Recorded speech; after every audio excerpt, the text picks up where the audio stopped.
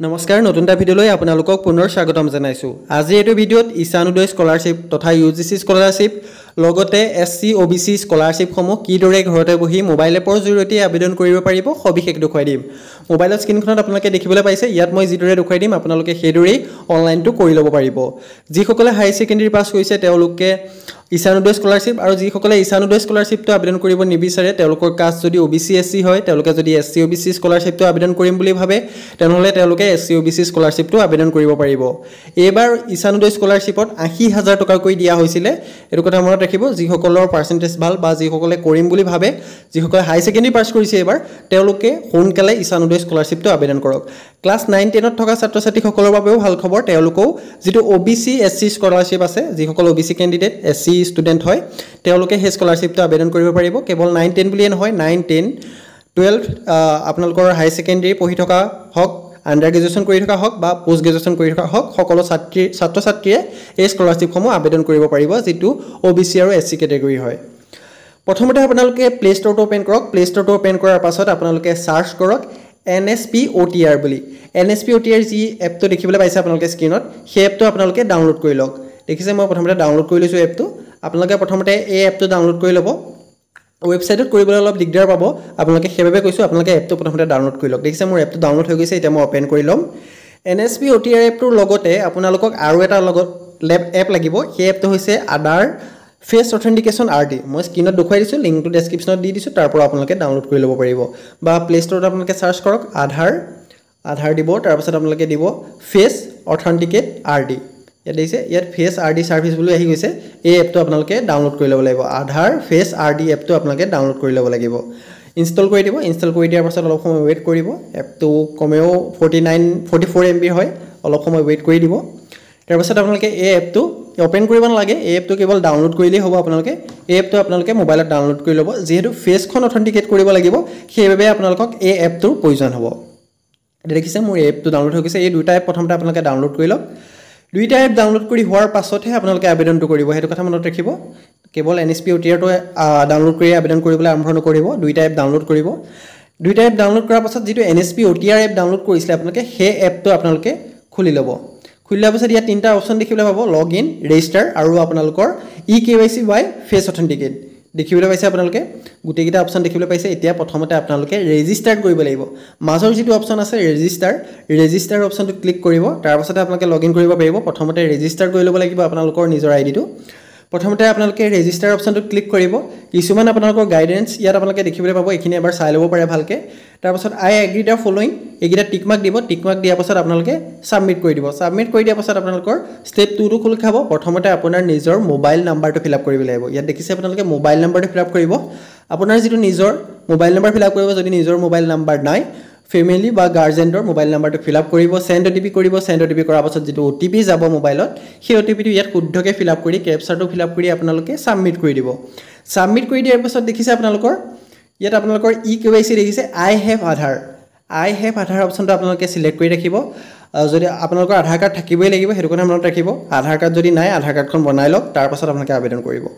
আই have আধাৰ অপচনটো আপোনালোকে click কৰি ৰাখিব। তাৰ পাছত আপোনাৰ আধাৰ কাৰ্ডৰ যেটো নাম্বাৰ, আধাৰ কাৰ্ডটোত আপোনালোকে দেখিবলৈ পাব নাম্বাৰটো, আধাৰ কাৰ্ডৰ নাম্বাৰটো ইয়াত শুদ্ধকৈ ফিলআপ কৰিব। তাৰ পাছত সেন্ড OTP কৰিব। তেতিয়া আপোনালোকৰ আধাৰ কাৰ্ডৰ লগত যেটো মোবাইল নাম্বাৰ লিংক হৈ আছে, আধাৰ কাৰ্ড উলিয়াওতে আপোনালোকে যেটো মোবাইল নাম্বাৰ দি আধাৰ কাৰ্ডটো উলিয়াইছিলে সেই মোবাইল নাম্বাৰটো এটা OTP সেন্ড কৰা হ'ব। OTPটো ইয়াত আপোনালোকে শুদ্ধকৈ ফিলআপ কৰি দিব। দেখিছে আধাৰ কাৰ্ডৰ নাম্বাৰ ফিলআপ কৰিলো, সেন্ড OTP কৰিলো। তাৰ পাছত OTP যাব, OTPটো আপোনালোকে শুদ্ধকৈ ফিলআপ কৰি দিব এগ্ৰি কৰি পেলাই। OTPটো ইয়াত ফিলআপ কৰাৰ পাছত আপোনাৰ যেটো কেপচাৰ আছে কেপচাৰটো আপোনালোকে শুদ্ধকৈ ফিলআপ কৰিব লাগিব। আধাৰ OTPটো যাতে কেতিয়াবা অলপ সময় লয়, আপোনালোকে অলপ সময় ওয়েট কৰি দিব। তাৰ পাছত আপোনালোকে আধাৰ কাৰ্ডৰ OTPটো ইয়াত ফিলআপ কৰি ল'ব। দেখিছে অলপ সময় ওয়েট কৰি দিব। তাৰ পাছত আধাৰ কাৰ্ডৰ যেটো OTP আছে OTPটো ইয়াত আপোনালোকে শুদ্ধকৈ ফিলআপ কৰি দিব। তাৰ পাছত যেটো কেপচাৰ আছে কেপচাৰ কোডটো ইয়াত আপোনালোকে ফিলআপ কৰি দিব। এইদৰে কেপচাৰটো ফিলআপ কৰি ল'ব। তাৰ পাছত আপোনালোকে নেক্সট অপচনটোত ক্লিক কৰি দিব। ঠিক আছে, নেক্সট অপচনটোত আপোনালোকে ক্লিক কৰি দিব।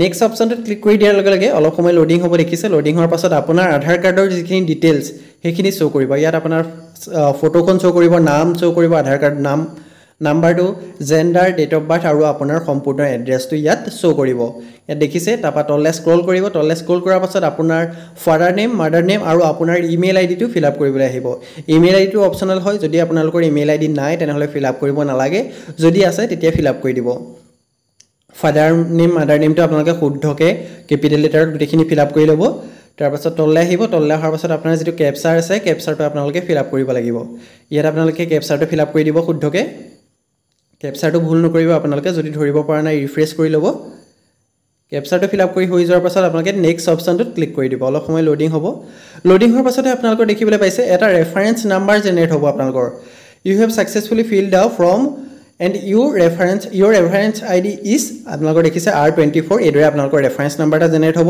এইটো আপোনালোকে স্ক্ৰীনশ্বট মাৰিব বা আপোনালোকে সাইডত কপি কৰা অপশ্যন পাব কপি কৰি ল'ব দেখিছে লগালগ মোৰ মেছেজটো আহি গৈছে ৰেফাৰেঞ্চ নাম্বাৰটো এতিয়া মই লগইন অপশ্যনটোত ক্লিক কৰিম লগইন অপশ্যনটোত ক্লিক কৰি দিয়াৰ লগে লগে আপোনালোকে প্ৰথমতে ৰেফাৰেঞ্চ নাম্বাৰটো ইয়াত ফিল আপ কৰিব লাগিব ৰেফাৰেঞ্চ নাম্বাৰটো শুদ্ধকৈ ফিল আপ কৰি দিব যিটো কপি কৰিছিলে ইয়াত পেষ্ট কৰি দিব তাৰপাছত পুনৰ সেন্ড OTP কৰিব সেন্ড OTP কৰি দিয়াৰ লগে লগে আপুনি যিটো মোবাইল নাম্বাৰ ফিল আপ কৰিছিলে প্ৰথমতে সেই মোবাইল নাম্বাৰটো এটা OTP যাব দেখিছে মোৰ OTPটো আহি গৈছে এতিয়া মই OTPটো শুদ্ধকৈ ইয়াত ফিল আপ কৰি ল'ম তাৰপাছত যিটো কেপচাৰ আছে কেপচাৰটো ফিল আপ কৰিম কেপচাৰটো ফিল আপ কৰাৰ পাছত নেক্সট অপশ্যনটোত মই ক্লিক কৰি দিম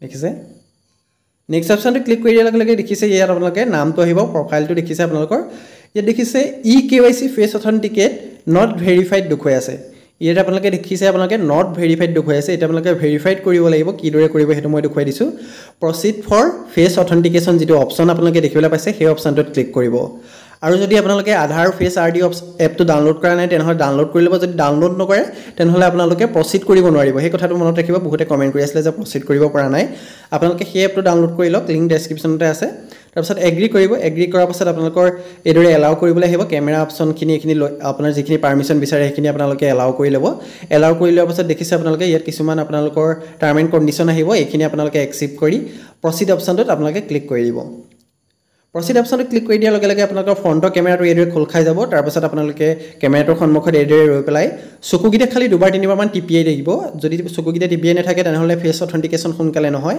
গ্ৰীন কালাৰ হৈ থাকিব লাগিব ৰাউণ্ড চিনটো তাৰ পাছত আপোনালোকে চকুগিটা টিপিয়াই থাকিব আপোনালোকৰ অতি সোনকালে ফেচ অথেন্টিকেশনটো হৈ যাব দেখিছে লোডিং হৈ আছে লোডিং হোৱাৰ পাছত আপোনালোকৰ ফেচ অথেন্টিকেশনটো হৈ যাব অলপ সময় আপোনালোকে ওয়েট কৰিব অলপ সময় ওয়েট কৰি দিব দেখিছে মোৰ ফেচ অথেন্টিকেশন হৈ গৈছে you have successfully filled up form and your OTR number is আপোনালোকৰ এইদৰে এটা OTR নাম্বাৰ জেনেৰেট হ'ব এই OTR নাম্বাৰটো আপোনালোকৰ প্ৰয়োজন হ'ব এইটো দিয়ে আপোনালোকে ফৰ্মখন ফিল আপ কৰিব পাৰিব OTR নাম্বাৰটো মই কপি কৰি লৈছো বা আপোনালোকে স্ক্ৰীনশ্বট মাৰি ৰাখক OTPটো OTR নাম্বাৰটো আপোনালোকে মেছেজটো ডিলিট কৰি নিদিব পাছত নহলে আপোনালোকৰ অসুবিধা হ'ব তাৰ পাছত লগইন অপচনটো ক্লিক কৰি দিয়াৰ লগে লগে OTRটো ফিল আপ কৰিব আপোনাৰ যেটো OTR গৈছিলে তাৰ পাছত আপোনাৰ মেছেজতে এটা পাছৱৰ্ড সেন্ড কৰা হ'ব আপোনালোকে পাছৱৰ্ডটো আপোনালোকে ভালদৰে চাই ল'ব আপোনাৰ মেছেজত এটা পাছৱৰ্ড সেন্ড কৰা হয় সেই পাছৱৰ্ডটো ইয়াত ফিল আপ কৰি দিব তাৰ পাছত যেটো কেপচাৰ আছে কেপচাৰটো ইয়াত আপোনালোকে শুদ্ধকৈ ফিল আপ কৰি লগইন অপচনটোত ক্লিক কৰি দিব ইয়াত দেখিছে ইয়াত মই লগইন অপচনটোত ক্লিক কৰি দিম এতিয়া কেপচাৰটো শুদ্ধকৈ ফিল আপ কৰাৰ পাছত লগইন অপচনটোত ক্লিক কৰি দিব লগইন